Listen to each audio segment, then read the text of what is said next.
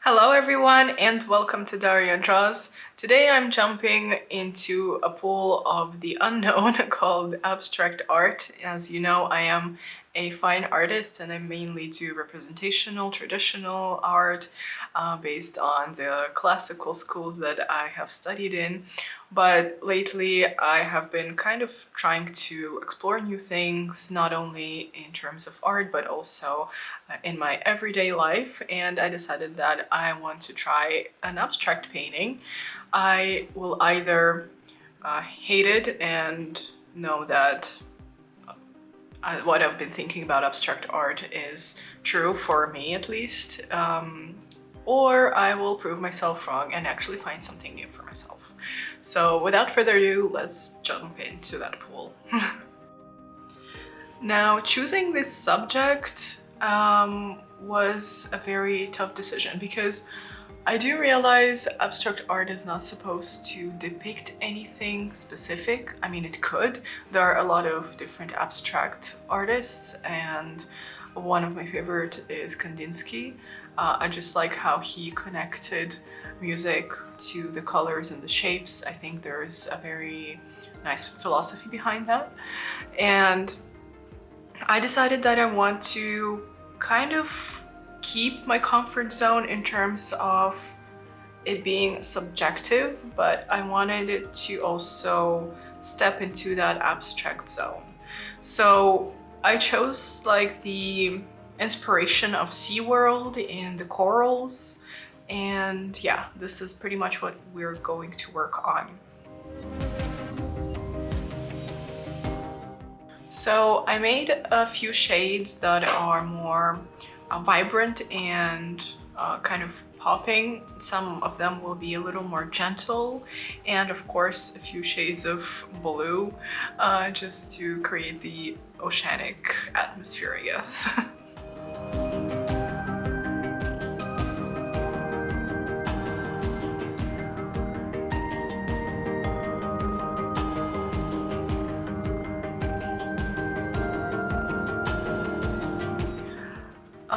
I have done a few sketches, and the one I chose kind of reminded me of a Spanish artist, Juan Miró, and his works are very colorful, very vibrant, and I really like that.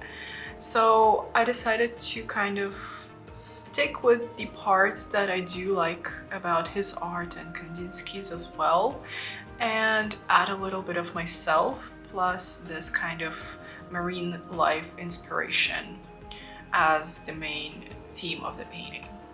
So that's kind of the combination I'll be working with.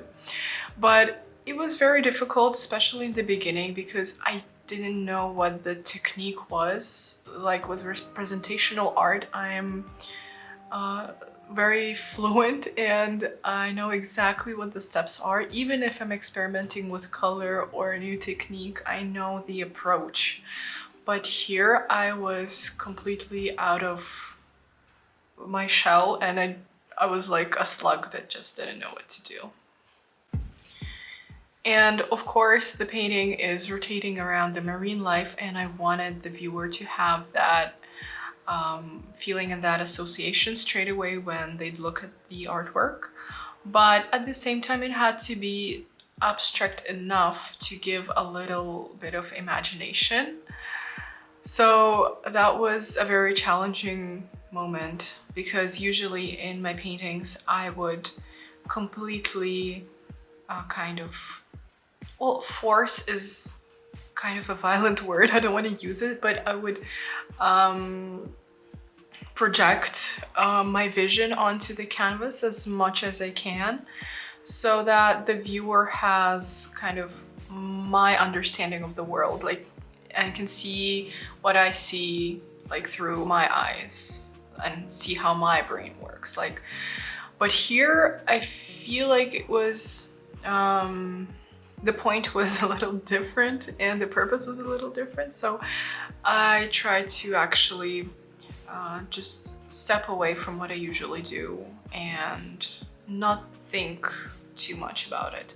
But also I wanted to have a very rich palette and a very rich um, a textural, like very rich textural moments, and create different textures so that and not everything is plain, because that's what I like to do with my art in general. I like to have different textures. I like to have contrasts and just kind of balance the whole artwork on those differences.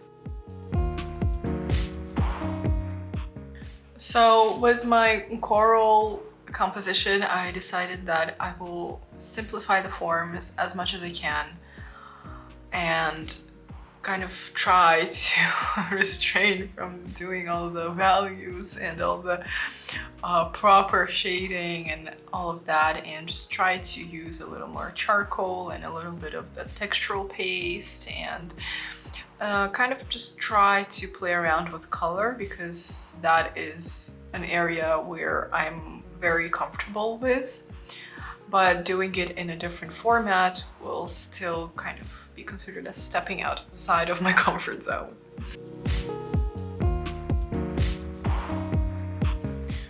Also, the reason why I chose the red undertone like for the whole painting is to create additional contrast. And yes, I am covering pretty much the whole canvas with this light blue and white, but I still wanted to have some kind of accents of this red peeking through, and those accents will also kind of be reflected nicely in the fish-like shape at the top and the rocks at the bottom.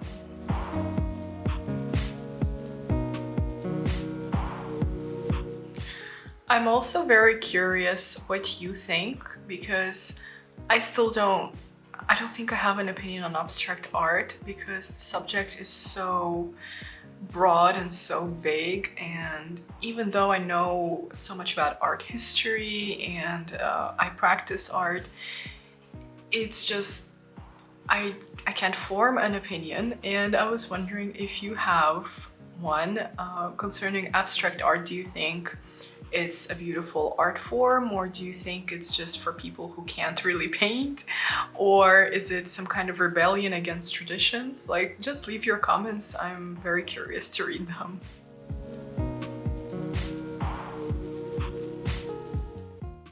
And now every time I would try to make a certain detail, my hand just by itself went into the realism mode and tried to do the values and try to do it like the proper way.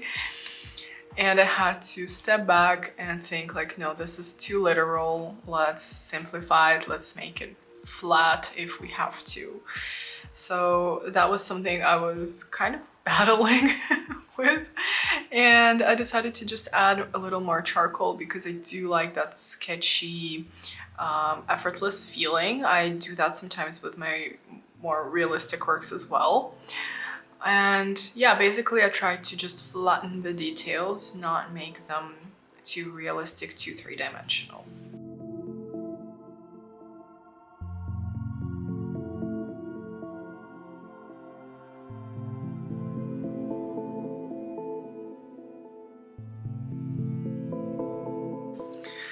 And even though an abstract painting could be literally a dot in the center of the canvas and that would be enough, I still wanted to create something a little more complicated, a little more complex in terms of shapes and colors. I wanted to kind of fill the whole canvas with different tones and textures, because to me, not working on the canvas is just not working at all, even if there is a huge portion of a background and the subject is very small. Still, you have to think a lot about that background. At least that's what I do when I work. And yeah, basically I wanted to have every centimeter of that canvas worked through and thought through. And I don't know if I have achieved that, but I definitely did try.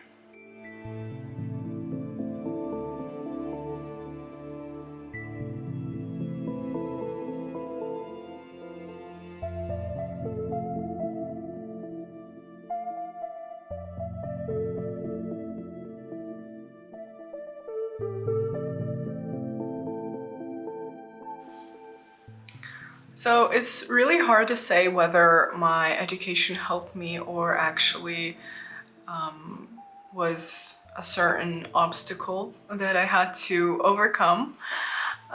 Or maybe I'm just not very abstract oriented person and I need to see an actual representation of something, even if it's completely deformed. And if we're going into like fauvism, where the color is more important than the shape, like that's still fine by me because I can still relate to the reality that the artist is trying to convey. But here I was very much lost during the process because I didn't know when to end the painting, like when is the complete look. Because I pretty much know when I do more realistic stuff when to stop myself from overworking, because that's a thing as well.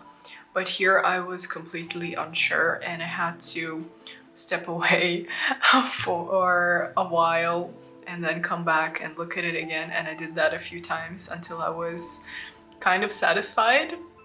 So yeah, let me know how you feel about this painting and whether it was somehow educational or just something you would actually hang on your wall.